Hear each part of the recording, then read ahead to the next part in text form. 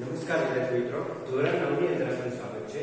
હિન્દી વિષય વીરો કા કેસા હો વસંત એ વિશે આપણે અભ્યાસ કરવાનો છે. જેના કવિયત્રી છે સુભદ્રા કુમારી ચૌહાણ. જન્મ सन 1904, निधन सन 1948 में हुआ था. जन्म स्थल है रामनाथ.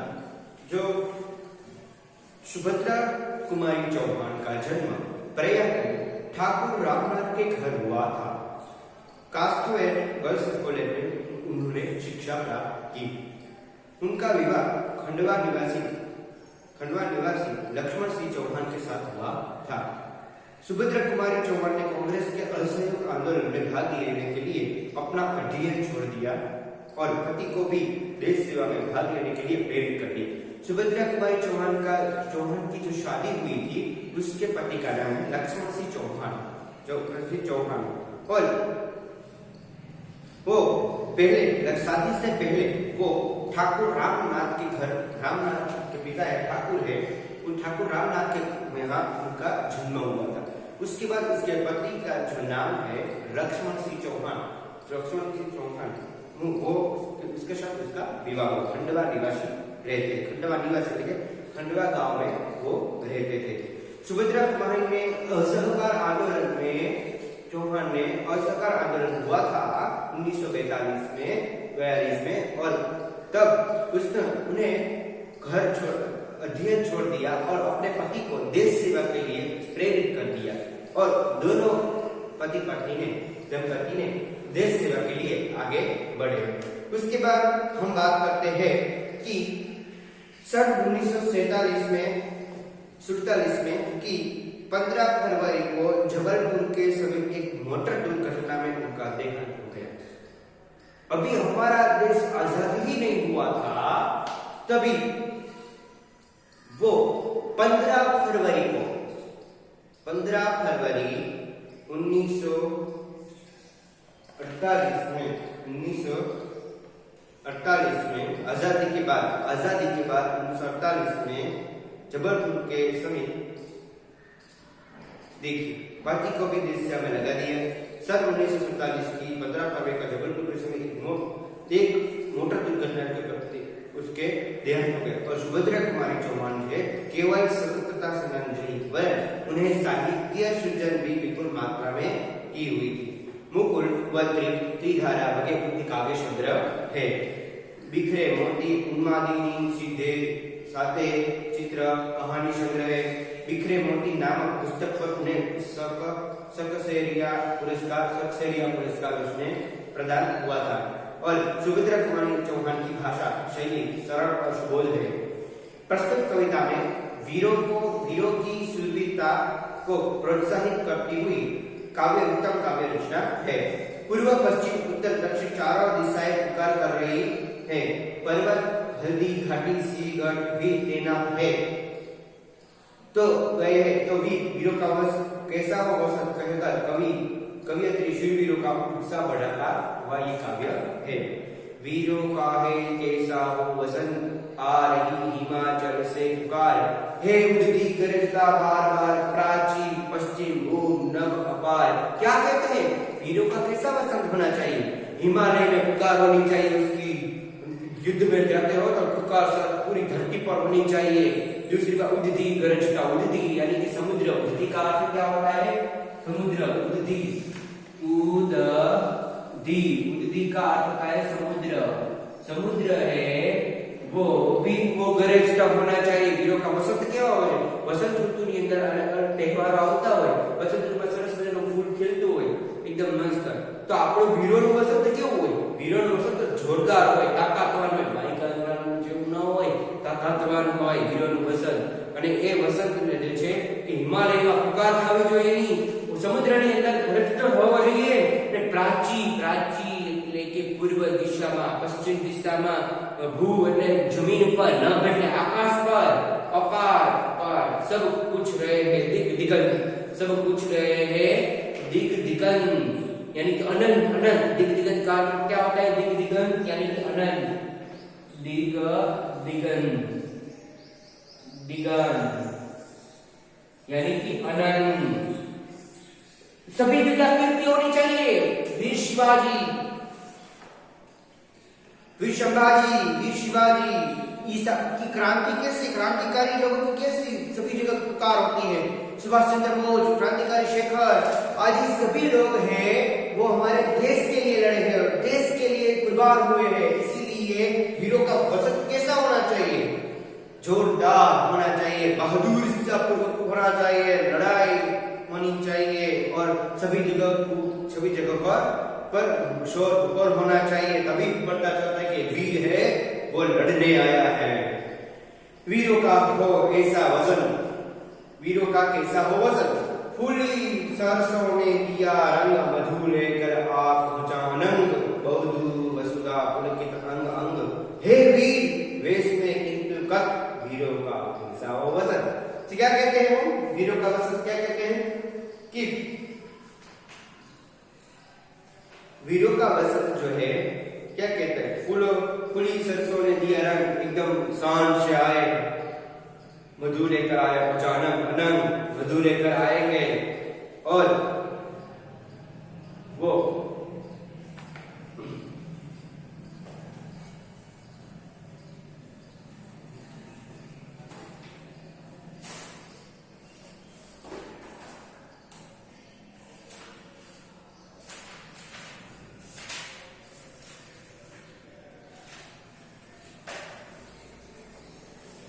वो क्या कहते हैं कि हिमालय पुकार કરીને સાગર ગરજીને વારંવાર પૂછી રહ્યા છે, પૂર્વ પશ્ચિમ પૃથ્વી આકાશ બધી પૂછી રહ્યા છે વીરોની વસંત ઋતુ કેવી હોવી જોઈએ।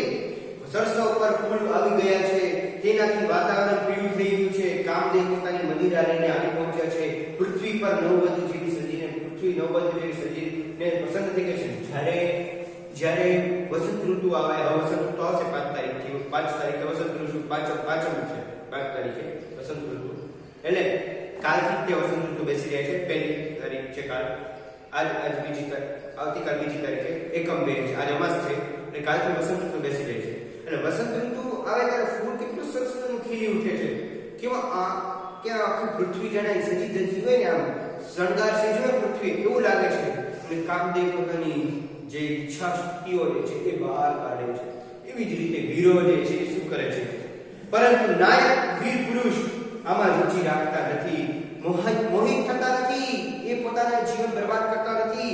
તે વીર વેશ ધારણ કરીને બતાવે છે કે વીરોની વસંત કેવી હોય, કે વીરોની વસંત કેવી હોય, કે એમ કે છે કે એ કાયર નથી, એ આ રીતના કામદેવની જેમ પોતાની સ્ત્રી લંપટમાં રહેતા નથી, એ તો વીર છે, વીર પુરુષ છે, એને વીરોનું વસંત કેવું હોય ને એ ત્યારે જ ખબર પડે છે। ત્યાર પછી કે છે કે भर रही कोयल इधर दान, मारू बाजे पर उधर गान, हे रंग और रण का विधान, मिलने आए थे आदि अंत, वीरों का कैसा हो वसंत। क्या कहते हैं, आ बाजू कोयल शांति कुहू कुहू કરી રહી છે, પેલી બાજુ યુદ્ધના વાજા વાગી રહ્યા છે, વાજા વાગી રહ્યા યુદ્ધની લડાઈ લડી રહી છે, અને એક બાજુ વસંત ઋતુનો રંગ ખીલી ઉઠ્યો છે, અને વસંત ઋતુના રંગ ખીલી ઉઠે એટલે હોળી ધૂળેટી જેવા તહેવારોનો દિવસ આવે છે વસંત ઋતુમાં, અને બીજી બાજુ યુદ્ધની તૈયારી થઈ રહી છે। એમ લાગે છે કે આદિ અને અંતના સ્વરૂપમાં જીવનના બે છેડા મળવા આવ્યા છે, અને પૂછી રહ્યો છે કે વીરોની વસંત કેવી હોવી જોઈએ।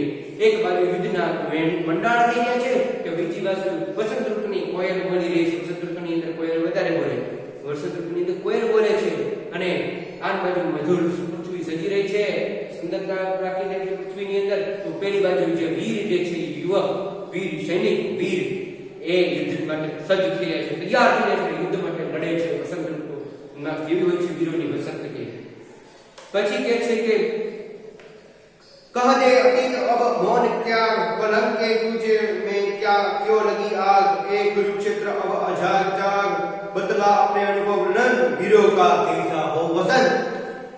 हे भूतकाल હવે ચૂપ રહીશ નહીં, અને વીરોને વસંત ઋતુનું અસલી સ્વરૂપ બતાવી દે। હે લંકા તું પણ બતાવી દે કે તારામાં હનુમાનને આગ શા માટે લગાડી હતી। હે લંકા તું પણ બતાવે તારામાં હનુમાનજી આગ શા માટે લગાડી હતી, તું પણ બતાવી દે કે એને। પછી કે છે કે વીરોની વસંતમ તાકાતવાળ કેવી હોવી જોઈએ તેની વાત કરે છે। ત્યાર પછી हे भूतकाल अतीत का क्या होता है, भूतकाल होता है, और भूतकाल होता है और तू चुप रह રહીશ નહીં અને વીરોને વસંત ઋતુના અસલી સ્વરૂપ બતાવી દે. વસંત ઋતુનું અસલી સ્વરૂપ શું હોય ને એ બતાવી દે. વીર પુરુષ શું કરે? અસલી સ્વરૂપ બતાવી દે. અને જે નાયિકા હોય તે સ્ત્રી લંપટમાં પડ્યા રહે. વસંત ઋતુમાં શું હોય? વસંત ઋતુની અંદર પ્રકૃતિ એકદમ ફૂલ બહાર ખીલી ઉઠે છે અને વસંત ઋતુની અંદર કામદેવ મોહિત થઈ જાય છે, પણ સ્ત્રી પ્રત્યે લંપટ થઈ જાય, સ્ત્રી પ્રત્યે મોહિત થઈ જાય છે. પણ એવા લોકોથી દૂર રહીને એ જીવન બરબાદ કરે કે વીરોની વસંત કેવી હોય? યુદ્ધ માટે તૈયાર થઈ જાય, યુદ્ધ માટે સજ્જ થઈ જાય, એ વીરોની વસંત હોય છે. અને પછી કે છે કે હે કુરુક્ષેત્ર, તું પણ જાગીને બતાવી દે કે મહાભારતનું યુદ્ધ શા માટે થયું હતું. તું વીરોને બતાવી દે કે વસંત ઋતુ કેવી રીતે હોય. મહાભારતનું યુદ્ધ થયું ત્યારે આખી ધરતી ધ્રુજી ઉઠી હતી અને હનુમાનજીએ લંકામાં આગ લગાવી દીધી હતી. એ વીર પુરુષ, વીર કહેવાતા વીર, અને એની વસંત ઋતુ કેવી હોય વીરની. હા, માય કાકા જેવી ન હોય, વીર યુદ્ધ માટે સજ્જ થઈ જાય, તૈયાર થઈ જાય, એ વીર કહેવાય છે. હવે આપણે જોઈએ પછી हल्दी घाटी के शिलाखंड, ए दीर्घ श्रीगढ़ के प्रचंड, राणा तारा का कहर घमंड, दो जगह आज स्मृतियां ज्वलंत, वीरों का हो कैसा हो बसंत. क्या कहते हैं? हल्दी घाटी का युद्ध हुआ था. महाराणा प्रताप जो थे हल्दी घाटी के युद्ध में के मैदान में गए थे युद्ध लड़ने के लिए, फिर भी वो उनकी जीत हो गई और कहने लगे कि हल्दी घाटी ना पत्थरों ने श्रीगढ़ ना मजबूत किल्ला एक साक्षी છે ના વીરોની વસંત કેવી હોય. હલ્દી ઘાટીનો યુદ્ધ વખતે જે પથ્થરો છે એ પણ સાક્ષી છે. રાજગઢનો જે કિલ્લો છે, સિંહગઢનો જે કિલ્લો છે એ પણ સાક્ષી છે કે વીરોની વસંત કેવી હોવી જોઈએ. અને તમે પણ મહારાણા પ્રતાપ અને તાનાજીના સ્વાભિમાનને યાદ કરીને પોતાના સમયની સ્મૃતિ ફરીથી તાજી કરી લો અને બતાવી દો કે વીરોની વસંત કેવી હોય છે અને વીરોની વસંત ઋતુ કેવી હોવી જોઈએ. બતાવી દો. હલ્દી ઘાટીનું યુદ્ધ એ સાક્ષી છે, મહારાણા પ્રતાપ. અને તાનાજીનો સિંહગઢ જે છે એ પણ સાક્ષી છે કે એને કે કિલ્લા જે છે સિંહગઢ કિલ્લો એ પણ સાક્ષી છે તાનાજીનો. એને સ્વાભિમાનની કથા, એની વીરતાની કથા અને જો સૈનિક ભગતસિંહ, મહાવીર શેખર ક્રાંતિકારી શેખર, सुभाषचंद्र बोस, शहीद भगत सिंह, मंगल पांडे आदि सभी वीर पुरुष है, हमारे देश के लिए लड़े हैं. और देश कहते हैं कि वीरों की वसंत कैसी होनी चाहिए? ऐसे काम वासना से, ऐसे प्रकृति से, मुख से. प्रकृति है नहीं है नहीं, पर उसमें ही रहने के लिए नहीं है, हमें कुछ करके दिखाना है, आगे बढ़ना है हमें, और हमारे देश के लिए कुछ करना है. सभी लोगों ने देश के लिए क्या कुछ नहीं किया है. क्रांतिकारियों ने अपना घर छोड़ा, अपना अभ्यास छोड़ा, अपने देश के लिए सब कुछ छोड़ दिया, अपने देश के लिए शहीद हो गए हैं सभी. अब हमारी बारी है भ्रष्टाचार को, असत्य को हमें दूर करके हमें आगे बढ़ाना है. हमारे देश को, हमारे देश के नंबर 1 पर नंबर पर लाना है. वो वीर का वसंत होता है. महाराणा प्रताप, शिवाजी, તાનાજી આપણું સ્વાભિમાન કહેવાય છે આપણા દેશનું, જેને આપણા દેશ માટે કઈ કે આપણા દેશ માટે લડ્યા છે, આપણું સ્વાભિમાન કહેવાય છે, આપણું ગૌરવ કહેવાય દેશનું. હલ્દી ઘાટીનું યુદ્ધ પથ્થરોની સાક્ષી છે, સિંહગઢ કિલ્લો એ પણ એક સાક્ષી છે. આ યુદ્ધ જે છે, આ લલકાર જે છે એ આપણા દેશની ધરતીની શાન, શાન છે અને ગૌરવ છે. આપણી ધરતી ઉપર આપણને, આપણા પૃથ્વી પર, આપણા દેશ ઉપર આપણને ગર્વ છે કે આપણે આવા વીરોને ધરતી પર, ભારતની ધરતી પર જન્મ થયો છે, આપણે એનો ગર્વ છે એનો. અને આપણે પણ વીરોની જે વસંત હોવી જોઈએ, આપણને એમાં તાકાત હોવી જોઈએ વીર જેવી, લડી શકવાની તાકાત. અન્યાયની સામે ખિલાફ બોલતા શીખવું જોઈએ. અન્યાય થતો હોય તો બોલવું જ જોઈએ, અસત્ય થતું હોય તો કહેવું જ જોઈએ, તો જ આપણી વીરતા સાબિત થાય. બાકી સહન કરવાથી વીરતા સાબિત નથી થતી. તાકાત બતાવી દેવી જોઈએ આપણા દેશમાં, આપણી પોતાની, આપણા દેશ માટે લડી શકવાની તાકાત આપણામાં હોવી જોઈએ, બતાવી દેવી જોઈએ. ત્યારે વીરોની વસંત જે છે એ વીરોની વસંત ખીલી ઉઠે છે. પ્રકૃતિ તો વસંત ઋતુમાં ખીલી ઉઠે છે, પણ વીરોની વસંત કેવી રીતે ખીલી ઉઠે છે? એ વીરતા પૂર્વક ખીલી ઉઠે છે અને વીરતા સાબિત કરીને ખીલી ઉઠે છે. એ વીરોની વસંત છે. ત્યાર પછી અંતિમ પંક્તિમાં કહે છે, ભૂષણ અથવા કવિ ચંદ નહીં, बिजली भर दे वह छंद नहीं, है कलम बंदी छंद नहीं, का कैसा हो वसंत। क्या कहते हैं अंतिम पंक्ति में, देखिएगा।